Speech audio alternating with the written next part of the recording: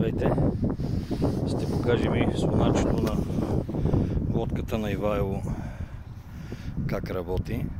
За целта подвързваме сонара към външен акумулатор, включваме го,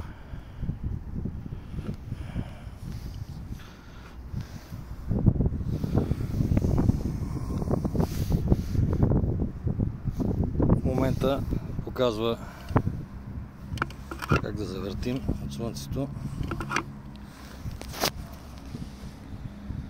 Нищо, понеже не е включен. Сонара се включва от тук. Сега като направят връзка, ето, започва да предава. Пускаме лодката да върви. И по принцип тук ще дава само 90 см, 70-90, без прагове. Ще иска малко и да се донастрои сонара. Нещо сме го направили да предава много голям екран. Ще го нагласим сега. Това е общо взето. Важното е да знаете, че от тук се пуска и се гаси. Ето сега